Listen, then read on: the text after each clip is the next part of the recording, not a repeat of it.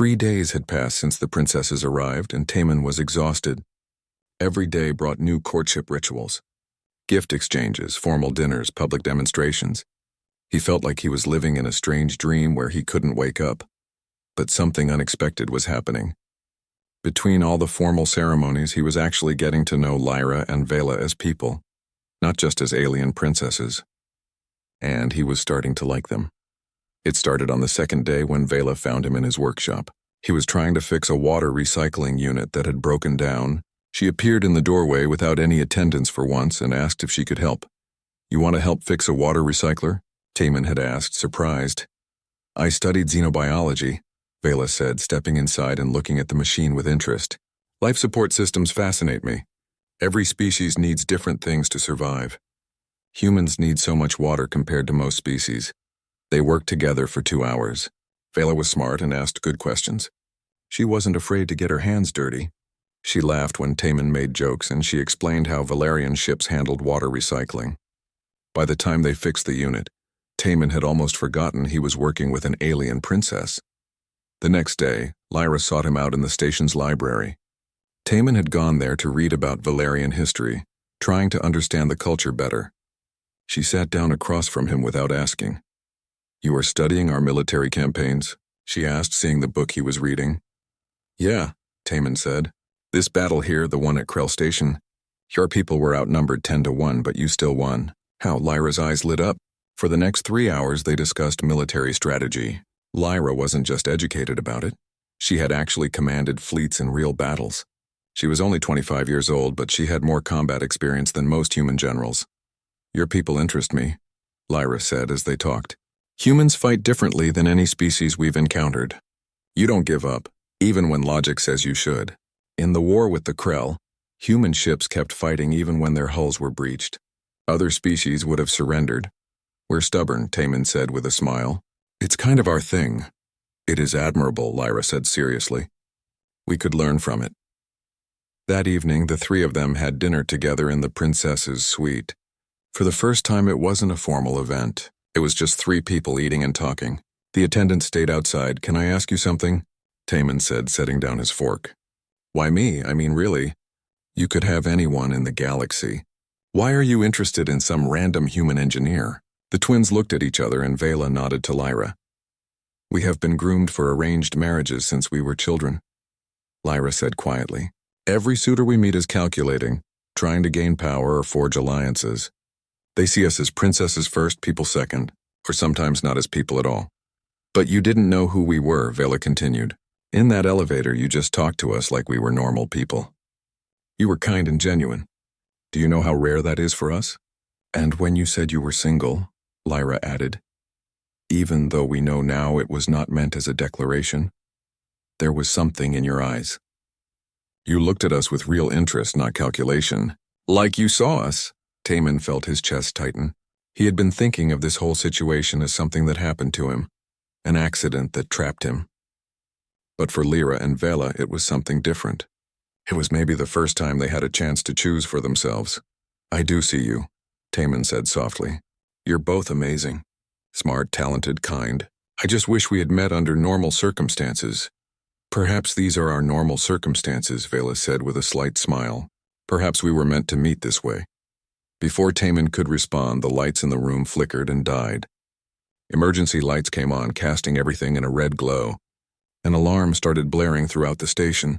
Taman jumped up, his engineer instincts taking over.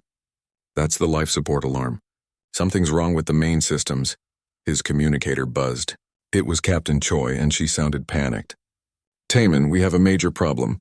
Someone sabotaged the primary life support controls. We're losing atmosphere on 6 levels. The backup systems won't engage. We have maybe 2 hours before people start dying."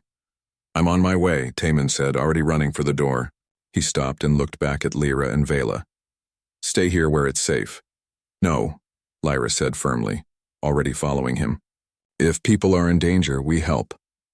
Valerian ships use similar life support technology," Vela added. "We might be able to assist." There was no time to argue. The 3 of them ran through the corridors together. The station was in chaos. Alarms blared from every speaker.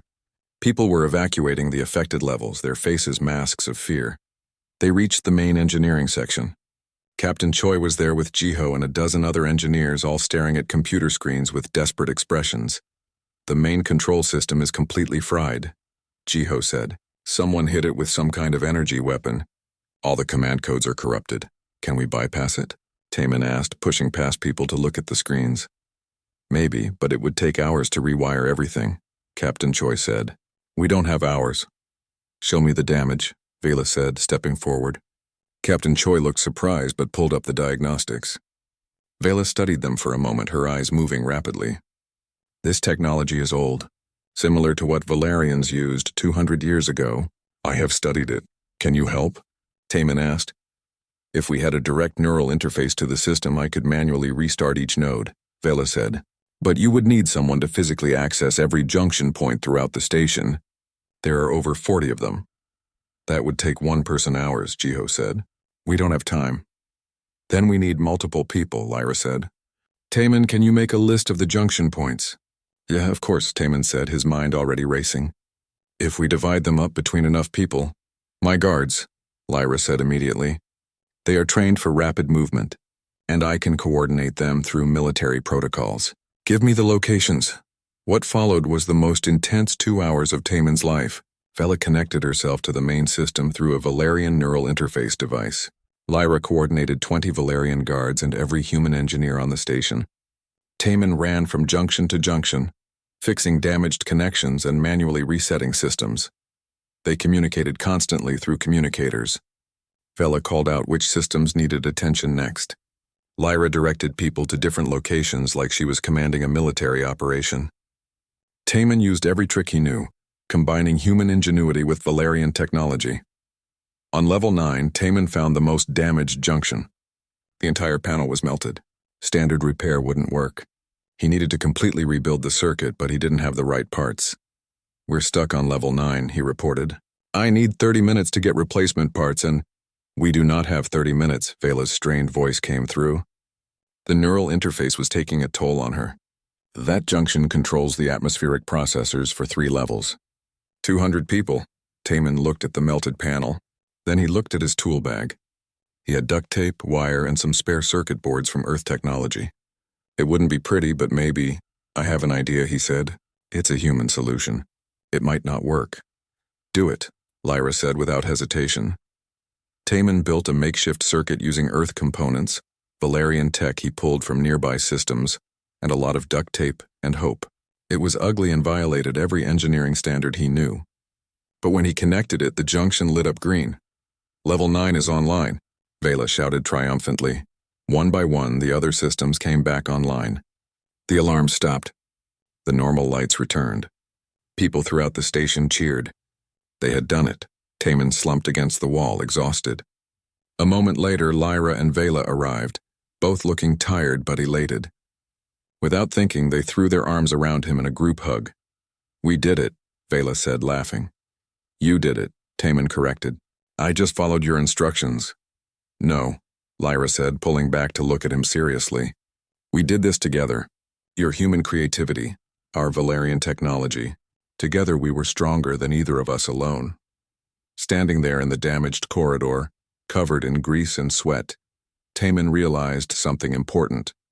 This wasn't just about courtship customs or diplomatic protocols anymore. He had just worked side by side with Lyra and Vela to save lives. He had seen them not as mysterious alien princesses, but as capable, brave people who cared about others. Maybe this whole situation wasn't such a mistake after all.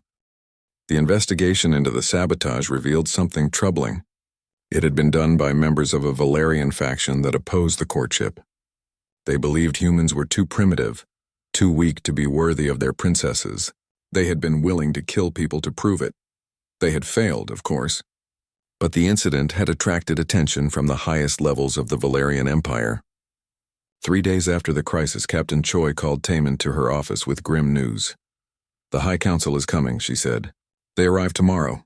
"The High Council?" Taman asked. He had been reading about Valerian culture, and the name sounded familiar. "Aren't they like the most powerful people in the Empire?" "Exactly," Captain Choi said. "And they're coming to assess whether you're worthy of their princesses.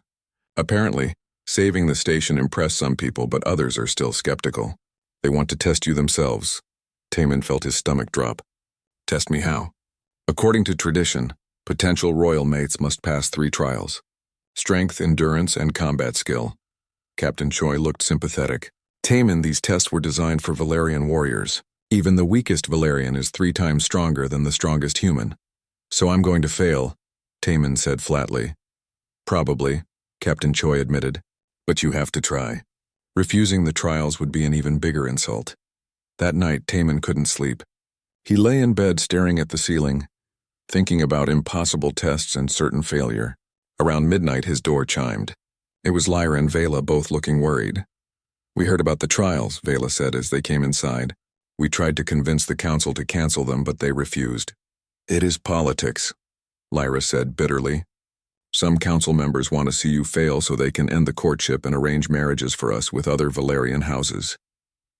Maybe they're right, Taman said. Maybe I'm not strong enough for this. I'm just a regular guy. I fix elevators. You saved the station, Vela said firmly. You worked with us to save lives. That takes more than strength. But that's not what they're testing, Taman pointed out. Lyra sat down next to him. Listen to me. These trials are based on old traditions, designed to test Valerian nobles. But you are not Valerian. You are human. Humans think differently. You proved that when you used duct tape and wire to fix a junction that would have taken us hours with proper tools. So what do I do? Taman asked. Do what humans do, Lyra said with a slight smile. Change the rules. The next day, the High Council arrived. 5 ancient Valerians, each at least 200 years old, their skin almost pure silver with age. They wore robes that seemed to be made of woven light. Behind them came witnesses from a dozen other alien species, all here to watch the trials. The first trial was strength. They set up in the station's largest cargo bay.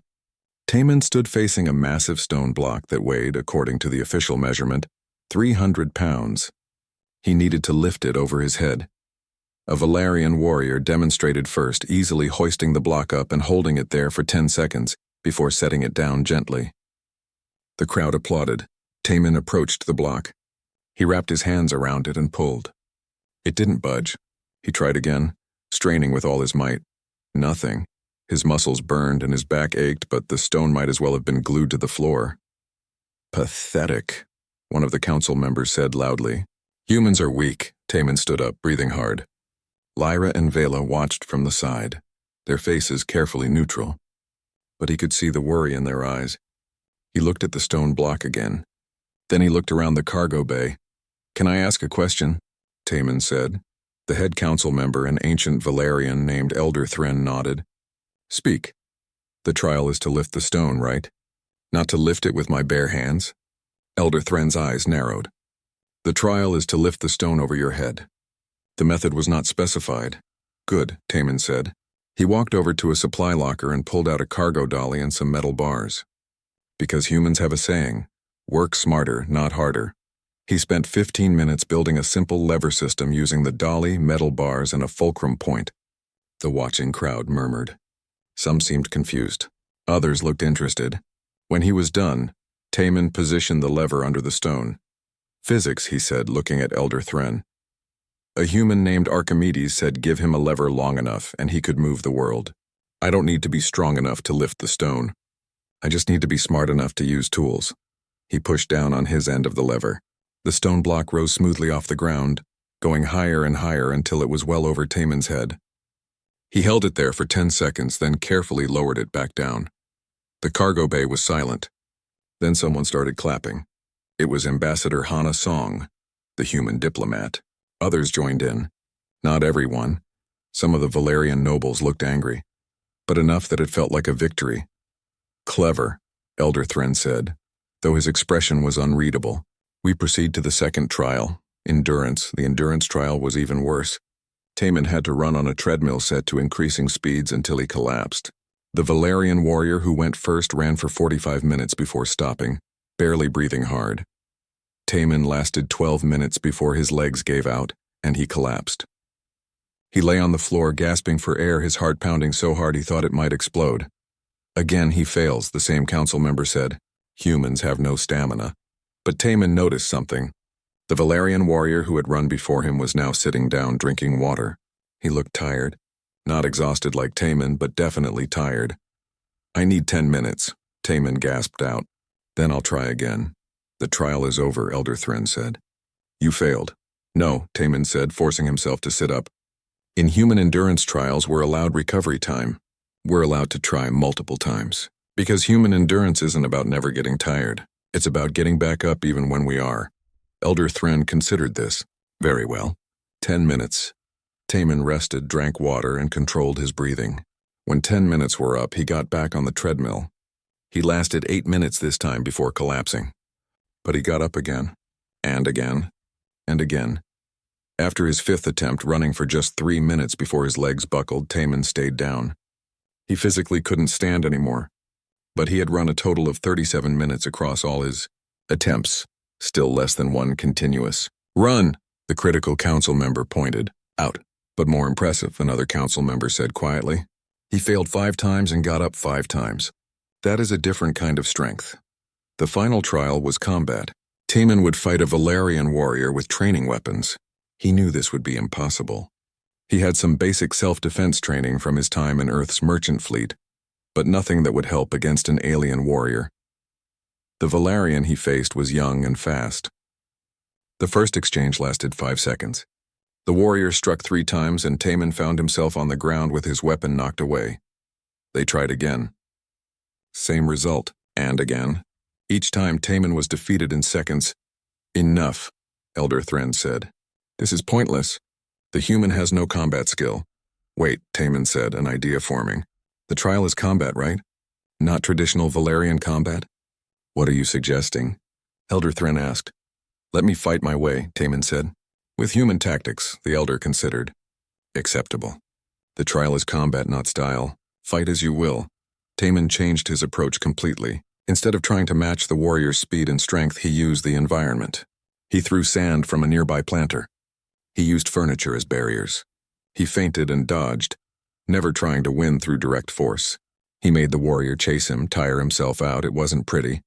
It wasn't honorable by Valerian standards, but after 15 minutes of this chaotic fighting, the warrior made a mistake. He overextended on a strike, and Taman managed to sweep his legs out from under him. For just a moment, Taman had the advantage. He didn't win the fight. The warrior recovered and eventually defeated him. But he had proven something important. He had adapted and used strategy over strength. The cargo bay was quiet as Elder Thren approached Taman. The old Valerian studied him for a long moment.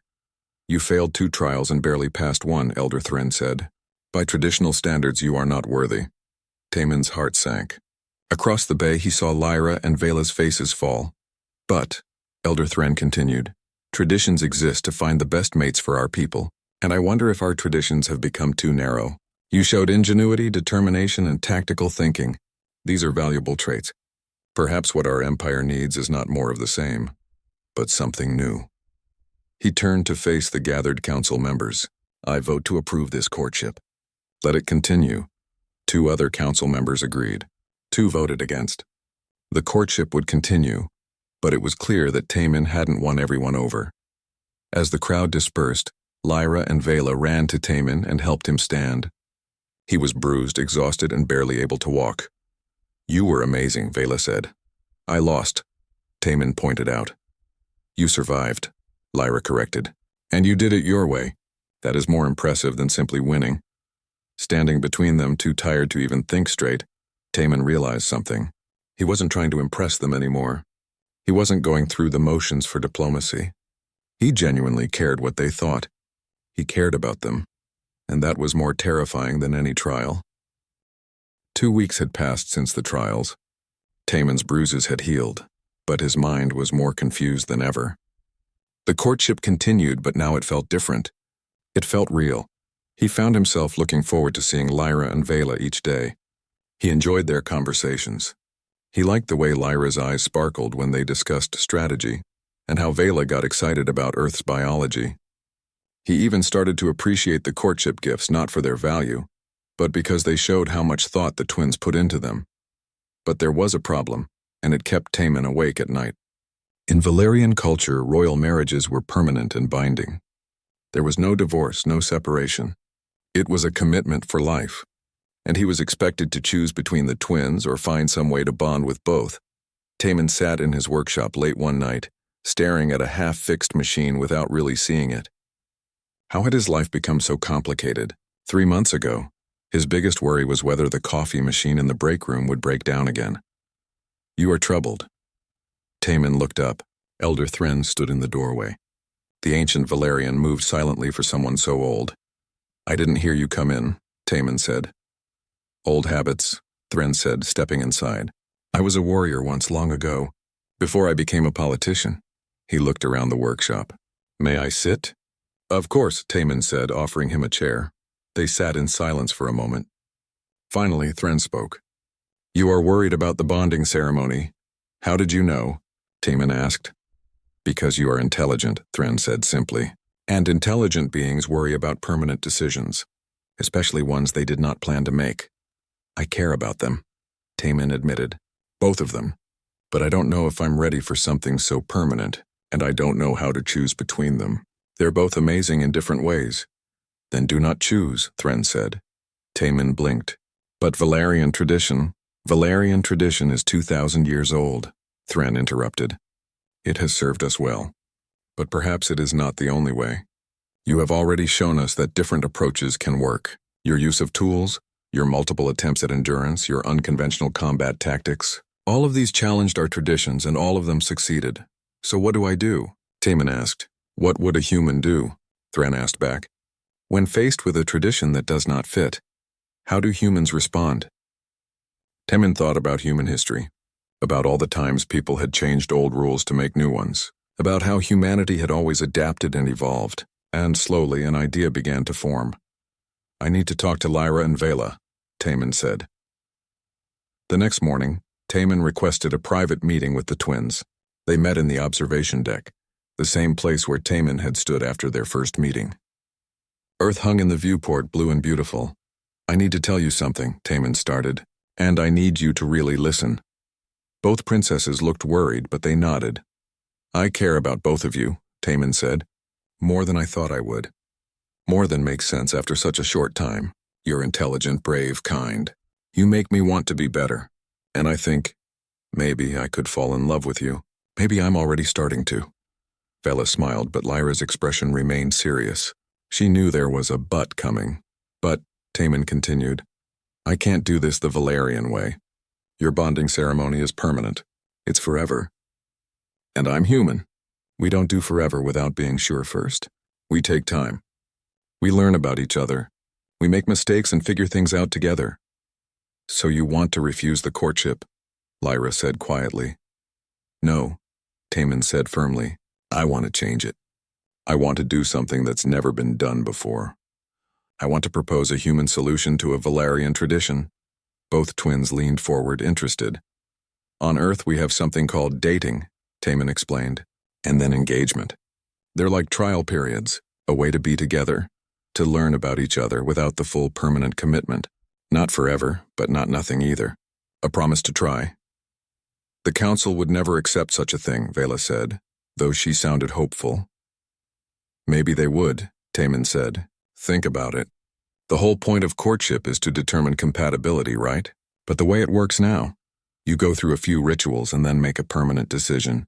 What if there was a middle step? What if I came with you to your home world as a cultural ambassador? I would live there for a year. We would spend time together, really get to know each other. No pressure, no permanent commitment. Just time to see if this could really work." "And at the end of the year?" Lyra asked. "At the end of the year, if we all agree, we proceed with the bonding ceremony," Taman said. "But if any of us decides it isn't right, we part as friends. No dishonor, no political incident. Just 3 people who tried something and realized it wasn't meant to be."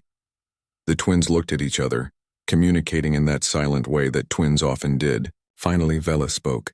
"It is unconventional," she said. "It is revolutionary," Lyra corrected. "If the council accepts this, it could change courtship traditions for our entire empire. Other Valerians in unwanted arranged marriages would want the same option." "Is that a bad thing?" Taman asked. "No," Lyra said slowly. "I do not think it is. I think it might be exactly what our people need.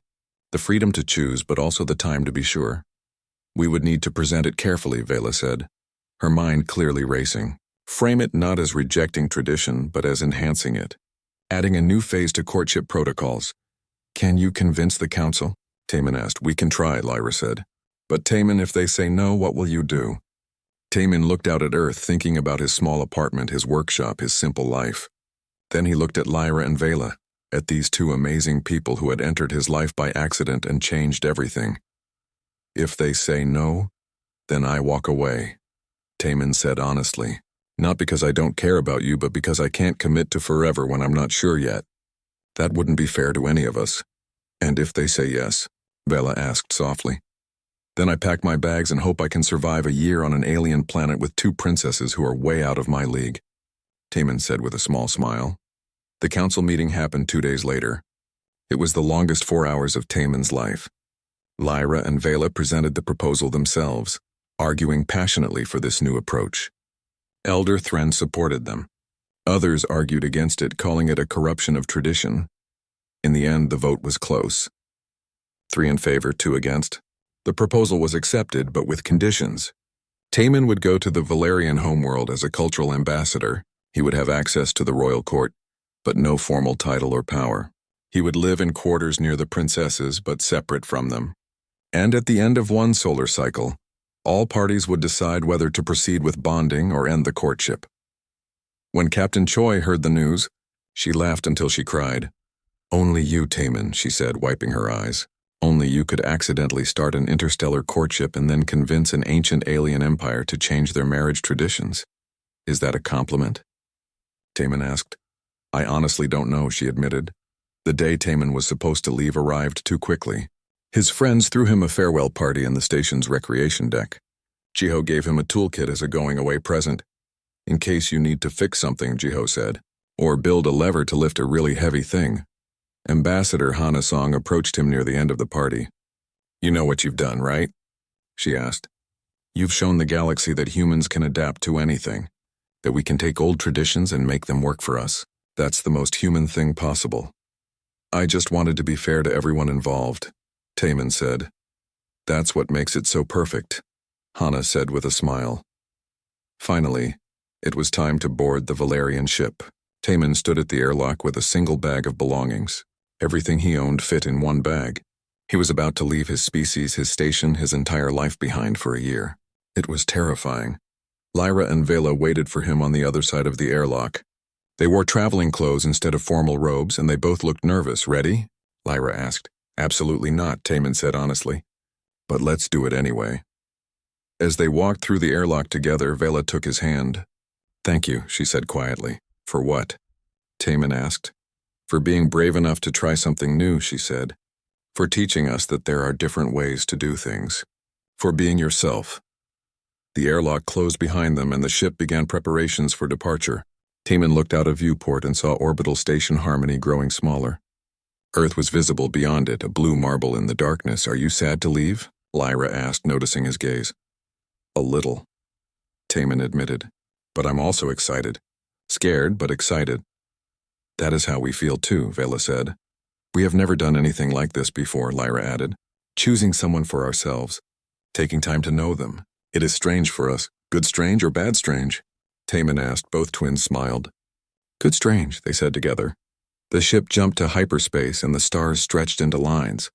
Taman was leaving behind everything familiar to spend a year on an alien world with two princesses he barely knew. It was insane. It was impossible. It was the most human thing he had ever done. He had no idea what would happen next. Maybe the year would go perfectly and they would all fall in love. Maybe they would realize they were too different and part as friends. Maybe something in between. Taman Park wiped the grease from his hands and looked at the massive elevator shaft in front of him. He had been working on orbital station Harmony for 2 years now, fixing things that broke and keeping the station running. It was a good job, even if it meant he spent most of his time alone with wires and metal panels. Today was different, though. The station was hosting a huge diplomatic event. Aliens from all over the galaxy had come to discuss some treaty or another. Taman didn't really care about politics. He just wanted to make sure none of the elevators broke down and embarrassed the human delegation. He checked his tablet. Elevator 7 had a small problem with its door sensors. Nothing serious, but he should fix it before some important alien got stuck inside. He grabbed his tool bag and headed toward the diplomatic wing. The corridors were packed with beings of all shapes and sizes. Taman saw tall aliens with blue skin, short ones with too many eyes, and even some that floated instead of walked. He kept his head down and tried not to bump into anyone. Humans were still pretty new to this whole galactic community thing, and he didn't want to cause an incident. He reached elevator 7 and quickly opened the control panel. The fix would take maybe 5 minutes. He started working, his fingers moving automatically through the familiar routine. "Excuse me, is this elevator working?" Taman looked up and nearly dropped his screwdriver. 2 women stood in front of him, and they were the most beautiful people he had ever seen. They looked human mostly, but their skin had a slight silver shimmer to it. Their eyes were larger than normal and seemed to glow with a soft purple light. They wore elegant dresses that seemed to be made of liquid starlight. Yeah, I mean, it will be in just a second," Taman stammered. He quickly finished the repair and closed the panel. "All fixed. Where are you headed?" "The observation deck," one of them said with a smile. Her voice sounded like music. "We wanted to see Earth from here."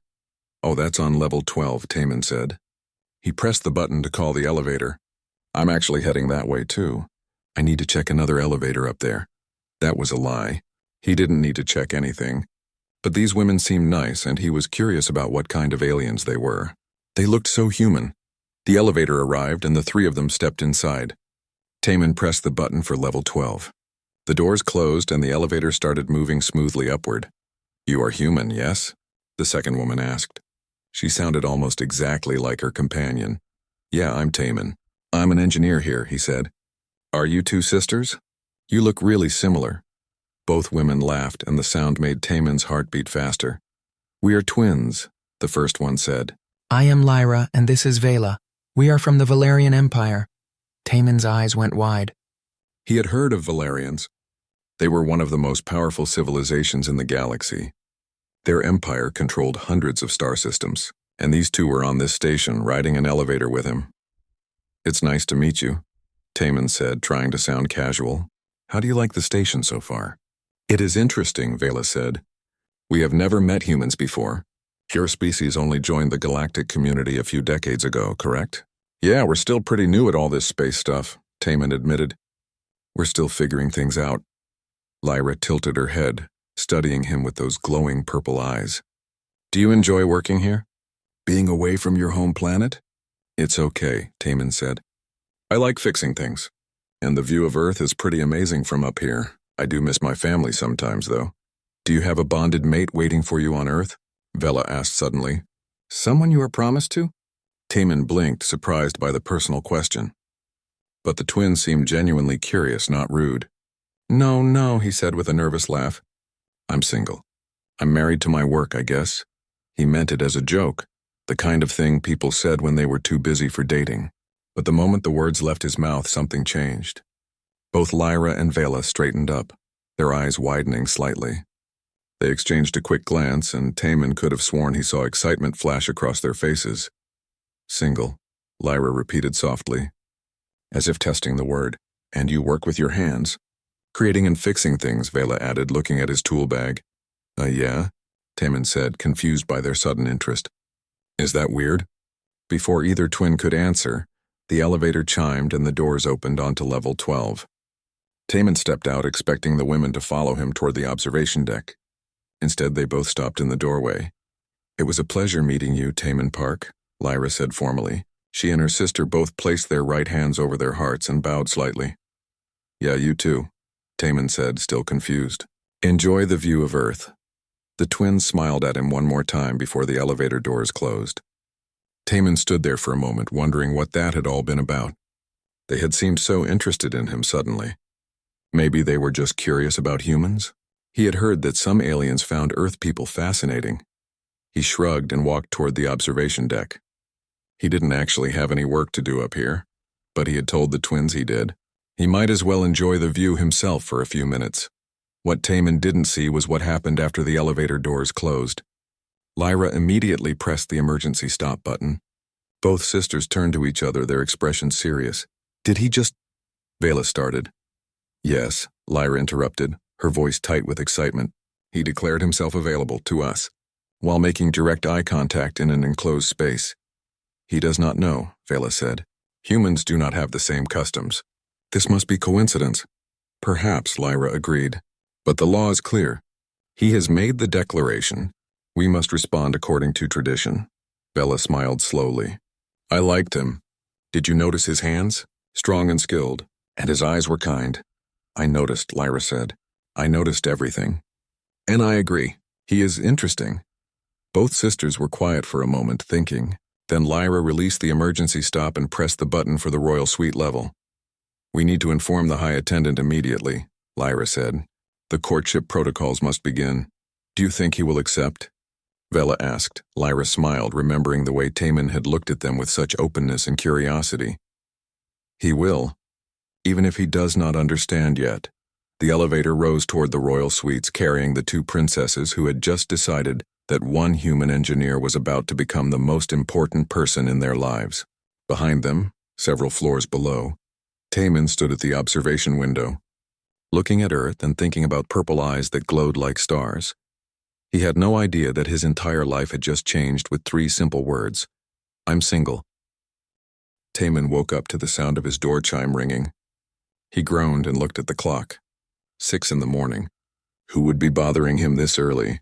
He rolled out of bed and stumbled to the door, still half asleep. He pressed the open button and found his friend GoHFY standing there with the strangest expression on his face. Dude, GoHFY said, pushing past him into the small apartment. What did you do? What? Taman rubbed his eyes. What are you talking about? Your workshop, GoHFY said, grabbing Taman's arm. Come on, you need to see this. Still confused and wearing only his sleep clothes, Taman let GoHFY drag him through the corridors. A few early morning workers stared at them as they passed. When they reached the engineering section, Taman saw a crowd gathered outside his workshop door. Let me through, that's my workspace, Taman said, pushing through the crowd. He stopped dead when he saw inside. His small, messy workshop was completely filled with gifts. There were flowers that glowed with their own light, arranged in crystal vases. Boxes made of precious metals were stacked on his workbench. Strange, beautiful objects that he couldn't even identify covered every surface. The whole room sparkled and shimmered. What the hell? Taman whispered. There's a card, GoHFY said, pointing to a golden envelope on top of the largest box. Taman picked it up with shaking hands and opened it. The message inside was written in flowing script that seemed to shift colors as he read. To the engineer Taman Park, who has declared his availability and interest, we accept your declaration and begin the formal courtship rituals. May your days be filled with joy as you consider our suit. Princesses Lyra and Vela of the Valerian Empire. Taman read the message 3 times. Then he read it again. Courtship? Princesses, what? His communicator buzzed urgently. It was Captain Yuna Choi, his boss. The message was short and direct. My office, now. Taman ran back to his quarters, threw on his uniform, and sprinted to the command section. He had never seen Captain Choi angry before, but he had a feeling he was about to. He was wrong. She wasn't angry. She looked terrified. Sit down, Taman, she said, pouring them both coffee with shaking hands. We need to talk about what you did yesterday. I didn't do anything, Taman protested. I just fixed an elevator and talked to 2 women. They were nice. We talked about Earth and you told them you were single, Captain Choi interrupted, while looking directly at them, in an enclosed space alone. Yeah, so? They asked if I had a girlfriend or wife or whatever. I told them the truth. Captain Choi put her head in her hands. Taman, those women are the twin princesses of the Valerian Empire, and in their culture what you did was basically asking them to marry you. Taman laughed. Then he stopped laughing when he saw Captain Choi's face. Wait, you're serious? Completely serious, she said. She pulled up a file on her computer screen. I've been reading about Valerian customs all night. When someone declares themselves unattached while in close quarters with royalty and making direct eye contact, it's considered a formal declaration of romantic interest. You basically proposed to both of them at once, but I didn't know, Taman said, his voice rising. I was just making conversation. I know that. You know that. But the Valerian Empire doesn't care, Captain Choi said. Their ambassadors contacted me an hour ago. The princesses have accepted your declaration. They are starting formal courtship procedures. They will be arriving at this station this afternoon to begin the process. Taman felt like the floor had dropped out from under him. Can't we just explain it was a mistake? Tell them humans don't have that custom. We tried, Captain Choi said tiredly. But here's the problem. The princesses don't want to call it off. They said they found you interesting and want to pursue the courtship. If we refuse now, it would be a massive insult. It could damage relations between humans and the Valerian Empire. So what do I do? Taman asked, feeling panic rising in his chest. You play along for now, Captain Choi said. Be polite, be respectful. Let them do their courtship rituals, and hope that they lose interest naturally. The last thing we need is an interstellar incident because you made small talk in an elevator. Taman spent the rest of the morning in a daze. Word spread quickly through the station. By lunchtime, everyone knew that the human engineer had somehow ended up in a courtship with alien princesses. Some people congratulated him. Others looked at him with pity. A few just laughed. At exactly 2 p.m, the Royal Valerian ship docked with the station. Taman was required to be at the docking bay to greet them. He stood there in his best uniform, sweating nervously. The airlock opened and dozens of Valerian attendants came out first. They wore silver robes and carried strange instruments. Then came guards in armor that seemed to be made of living metal. Finally, Lyra and Vela emerged. They looked even more beautiful than Taman remembered. Today they wore matching outfits in shades of blue and silver. Their hair was arranged in complicated styles, decorated with jewels that matched their glowing eyes. They saw Taman and both smiled warmly. Taman Park, Lyra said, walking up to him. We are pleased to see you again. We have thought of nothing else since yesterday, Vela added. Up close, Taman could see they were genuinely happy. This wasn't just some formal duty to them. They actually seemed excited to be here. It made him feel even worse about the whole misunderstanding. Welcome to Orbital Station Harmony, Taman said, trying to remember the formal greeting Captain Choi had taught him. I am honored by your presence. The honor is ours, Lyra said. She pulled out a small box and handed it to him. This is the first gift of courtship. It is customary. Taman opened the box. Inside was a strange device that looked like a mix between a watch and a piece of jewelry. It was beautiful, made of metals he didn't recognize, with tiny lights that pulsed gently. It's a translation device, Vela explained. It will help you understand our language and customs. We want you to be comfortable during the courtship. Thank you, Taman said, genuinely touched despite his confusion. It's beautiful.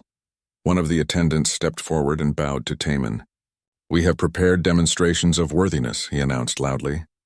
According to tradition, those who court must prove themselves worthy through tests of strength, wisdom, and skill. Wait, what? Taman said, but it was too late. The attendants were already setting up equipment in the docking bay. Other aliens and humans gathered to watch.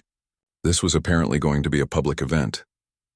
For the next hour, Taman watched in amazement as Lyra and Vela performed incredible feats.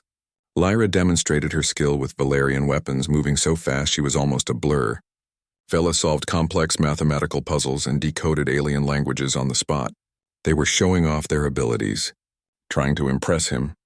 When they finished, both princesses stood before Taman, slightly out of breath but smiling. We hope our demonstrations were acceptable, Lyra said. Taman realized everyone was staring at him, waiting for his response. He thought about everything Captain Choi had told him. Be polite, be respectful. Don't cause an incident. But looking at Lyra and Vela, he saw something else. Behind all the royal formality and customs, they seemed genuinely nervous. They actually cared what he thought. They weren't doing this because they had to. They wanted to. That was incredible, Taman said honestly. I've never seen anything like it. You're both amazing. The smiles that lit up their faces were worth all the confusion and panic of the morning. Maybe this whole situation was crazy. Maybe it was a huge misunderstanding. But these two women, these princesses from across the galaxy, were trying so hard to make a good impression on him. He could at least try to understand why.